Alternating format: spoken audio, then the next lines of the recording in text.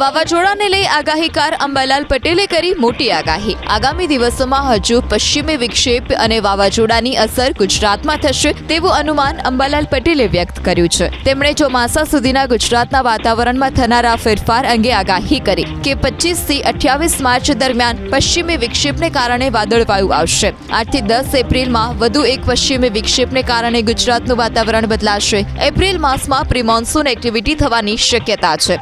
17મી મેથી બંગાળના ઉપસાગરમાં હલચલ વધશે। 20મી એપ્રિલથી 8 જૂન સુધી બંગાળનો ઉપસાગર સક્રિય રહે। 20 એપ્રિલથી 8મી જૂન સુધી ખતરનાક વાવાઝોડા બની શકે છે। ગુજરાતમાં ખતરનાક વાવાઝોડાની અસર થઈ શકે છે। અરબ સાગરમાં 17મી મે બાદ હલચલ વધશે। 25મી મે થી 4 જૂન વચ્ચે કેટલાક ભાગોમાં વરસાદ પડી શકે છે। ખેડૂતો માટે તેમનું અનુમાન છે કે આ વર્ષે ગુજરાતમાં વાવણી વહેલી થઈ શકે છે। 11મી મે થી 20 જૂન વચ્ચે ગુજરાતના કેટલાક ભાગોમાં વાવણી થઈ શકે છે। 5મી જુલાઈથી 20મી જુલાઈ વચ્ચે સૌરાષ્ટ્રના મોટા ભાગના વિસ્તારમાં વરસાદ થવાની શક્યતા છે। તો આ વખતે અલ્નીનોની શક્યતા હોવા છતાં ગુજરાતના ભાગોમાં ઓગસ્ટ પહેલા ચોમાસું સારું રહી શકે તેવું અનુમાન અંબાલાલ પટેલે વ્યક્ત કર્યું। 24 મેથી 4 જૂન વચ્ચે પણ કેટલાક ભાગમાં વરસાદ થઈ શકે। આ 24 મેથી 4 જૂન વચ્ચે વરસાદ થાય તે ભાગમાં પુનઃ વરસાદ થવાની શક્યતા રહેશે। અને અરબ સાગરમાં અને બંગાળ ઉપસાગરમાં 17 મે બાદ હલચલ જોવા મળે। જેમાં જોવા જઈએ તો 20મી એપ્રિલથી 20મી જૂન વચ્ચે તો બંગાળ ઉપસાગર વધારે સક્રિય થશે અને ખતરનાક વાવાઝોડા આવવાની શક્યતા રહેશે। અને 17 મે આસપાસથી પણ અરબ સાગરમાં હલચલ જોવા મળશે। અને 8 જૂનથી દરિયામાં પવન બદલાશે અને 8 થી 20 જૂનમાં અરબ સાગરમાં પણ એક ચક્રવાતની શક્યતા રહે। આ ચક્રવાત દક્ષિણાવર્તી રહે તેવું તરફ જાય એ તો સમય આવે ત્યારે ખ્યાલ આવી શકે। ગીર સોમનાથ જિલ્લાના ગીર ગઢડા શહેર અને ગ્રામ્યમાં વરસ્યો કમોસમી વરસાદ। બપોર બાદ અચાનક વાતાવરણમાં પલટો આવ્યો। ગીર ગઢડા, રસુલપરા, ફરેડા, ઇટવાયા, ઉમેદપરા સહિતના ગ્રામ્ય પંથકમાં વરસ્યો વરસાદ। કમોસમી વરસાદથી આ પંથકમાં ખેડૂતોને ડુંગળી, ચણા, તલ, મગ, અડદ, બાજરી સહિતના પાકને નુકસાન થઈ રહ્યું છે। ગીર સોમનાથના તાલાલા અને તેની આસપાસના ગ્રામ્ય પંથકમાં પણ બપોરના સમયે કમોસમી વરસાદ શરૂ થયો। તાલાલાના ગુંદરણ, માધુપુર, ધાવા સહિતના વિસ્તારમાં ધીમી ધારે વરસ્યો વરસાદ। તાલાલા પંથકમાં મોટા પાયે કેસર કેરી પાકે છે। આ વરસાદથી કેરીના પાકને મોટું નુકસાન થઈ રહ્યું છે। જૂનાગઢના માળિયા પંથકમાં પણ કમોસમી વરસાદ વરસ્યો। અકાળા, કાલીભડા, વિરડીમાં માવઠું વરસ્યું। અડધોથી પોણો ઇંચ જેટલો વરસાદ ખાબક્યો। ખેતરોમાં તૈયાર પાક તેમજ પશુઓનો ઘાસચારો બગડ્યો। જૂનાગઢના કેશોદ પંથકમાં કમોસમી વરસાદ વરસ્યો। હળવા ઝાપટા સાથે સામાન્ય પવન પણ ફૂંકાયો। ખેતરોમાં તૈયાર પાકને નુકસાન થતાં ખેડૂતો ચિંતામાં મુકાયા। ગીર સોમનાથના કોડીનારના અલીદર ગામે ભારે પવન સાથે કરા પડ્યા। ભર ઉનાળે કરા સાથે ધોધમાર વરસાદ વરસ્યો। ગામની દુકાનો અને મકાનો પણ જાણે પથ્થરોના છૂટા ઘા પડતા હોય તેમ કરા પડ્યા। કરા પડતા લોકોમાં કુતૂહલ સર્જાયું। કરાને કારણે કેરીના પાકને ભારે નુકસાન। ગીરગઢડાના હરમડિયા ગામે કમોસમી વરસાદથી ગામના મુખ્ય માર્ગો ઉપર વહેતા થયા ઘૂંટણસમા પાણી। ગામના મુખ્ય માર્ગો ઉપર પાણી વહેતા થતા લોકોને અને વાહન ચાલકોને ભારે હાલાકી પડી। વડોદરાના કરજણ અને શિનોરમાં વરસેલા કમોસમી વરસાદે ખેડૂતોને પાયમાલ કર્યા। વાવાઝોડા અને વરસાદને કારણે મકાઈ અને એરંડાના પાકમાં ઘણું નુકસાન થયું। ખેડૂતોની માંગ છે કે સરકાર જલ્દી પાક નુકસાનીનો સર્વે કરાવી સહાય ચૂકવે। સુરતના ગ્રામ્ય વિસ્તારોમાં વરસેલા માવઠા અને વાવાઝોડાને કારણે ફળોની વાડીઓમાં મોટું નુકસાન થયું। અનેક વાડીઓમાં આખા વૃક્ષો ધરાશાયી થયા। આંબા પરથી કેરીઓ ખરી ગઈ। ખેડૂતોને મોટું નુકસાન થયું। બનાસકાંઠાના અનેક વિસ્તારોમાં વરસેલા ભારે વરસાદને કારણે અહીં પણ પાકને મોટું નુકસાન થયું। ખેતરમાં કાપણી કરેલો ઘઉંનો પાક પલળી ગયો। જિલ્લામાં 52,000 હેક્ટરમાં ઘઉંની ખેતી થાય છે। પપૈયા ખરી પડતા ખેડૂતોને મોટું નુકસાન થયું। બટાકા, વરિયાળી સહિતનો પાક પણ બરબાદ થયો। અમરેલી જિલ્લામાં કમોસમી વરસાદને કારણે થયેલી પાક નુકસાનીને લઈ ખેડૂત આગેવાન રાજુ કરપડાની આગેવાનીમાં ખેડૂતો કલેક્ટર કચેરીએ પહોંચ્યા। પાકને થયેલા નુકસાનનું વળતર ચૂકવવા તેમણે કલેક્ટરને આવેદન આપ્યું। મુખ્યમંત્રી અને કૃષિ મંત્રીને સંબોધીને તેમણે આ આવેદન આપ્યું। તો જૂનાગઢ જિલ્લાના વંથલીમાં પણ કમોસમી વરસાદે ખેડૂતોને રડાવ્યા। ચીકુના બગીચાઓમાં ભારે નુકસાન થયું। ચીકુનો ફાલ ખરી પડ્યો છે। વંથલી પંથકમાં લગભગ 70 થી 80% લોકો ચીકુની ખેતી પર આધાર રાખે છે। ત્યારે હવે ખેડૂતો સહાયની માંગ કરી રહ્યા છે। ગીર સોમનાથના કોડીનાર તાલુકામાં કમોસમી વરસાદથી ભારે નુકસાન થયું છે. અહીં બાજરીના પાકમાં મોટું નુકસાન છે. વરસાદ સાથે ભારે પવનને કારણે બાજરીનો પાક ઢળી પડ્યો. ખેડૂતોની 3 મહિનાની મહેનત પર પાણી ફરી વળ્યું. ખેડૂતની માંગ છે કે સરકાર સહાય પેકેજ જાહેર કરે.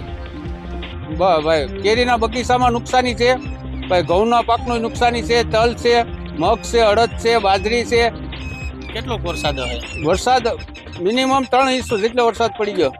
અત્યારે આ શું પાક નુકસાન છે? રામભાઈ વાળાના ખેતરમાં બાજરાનો ઊભો પાક પૂરો 100% નુકસાની છે.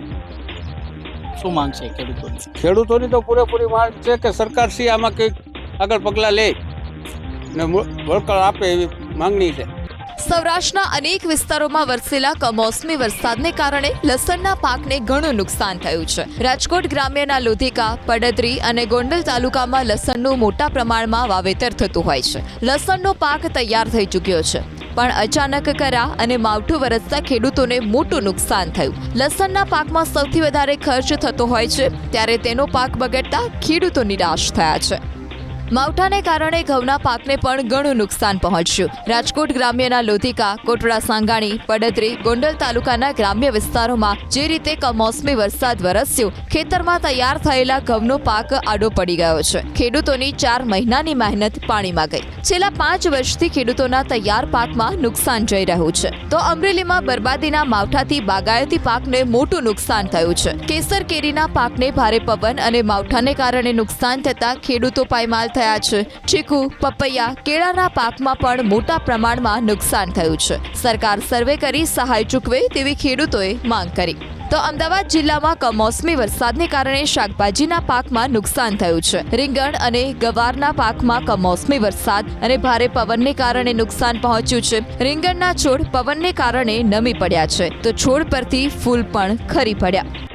રાજકોટમાં કમોસમી વરસાદને કારણે પીજીવીસીએલને અંદાજિત 1 કરોડ રૂપિયાનું નુકસાન થયું. ભારે પવન અને તોફાનને કારણે કુલ 2645 ગામોમાં વીજળી ગુલ થઈ હતી, જેમાંથી 2440 ગામમાં વીજ પુરવઠો પૂર્વવત કરવામાં આવ્યો. સૌરાષ્ટ્ર કચ્છમાં કુલ 800 વીજ પુલ ધરાશાય થયા અને 28 ટ્રાન્સફોર્મર તૂટી ગયા. પીજીવીસીએલની 543 ટીમો કાર્યરત થઈ અને હજુ પણ વીજ પુલ રીઇન્સ્ટોલ કરવાની કામગીરી ચાલી રહી છે. તો રાજકોટના સોરઠિયાવાડીમાં પીજીવીસીએલની બેદરકારીની ફરિયાદ ઉઠી હતી. વાવાઝોડા અને વરસાદ બાદ 4 કલાક સુધી વીજ પુરવઠો ખોરવાતા સ્થાનિકોએ અનેક વખત પીજીવીસીએલમાં ફોન કર્યા, તો કોઈ પણ જવાબ ન મળતા સ્થાનિકો રોષે ભરાયા.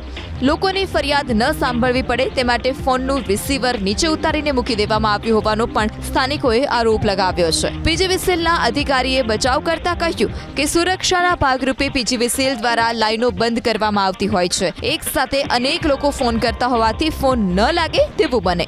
તમામ લોકો આજે આપ બધા જાણતા હશો કે એક ઘરમાં 2 થી 3 મોબાઈલ હોય, એટલે તમામ લોકો જ્યારે એક જ ફોન ઉપર તમામ લોકો જ્યારે ફોન કરે ત્યારે પીજીવીસીએલમાં 60 લાખથી વધારે ગ્રાહકો છે. ત્યારે આ વસ્તુ એટ એ મોમેન્ટ પરિસ્થિતિ સર્જાતી હોય છે. જનરલી નોર્મલી આવું થતું નથી હોતું.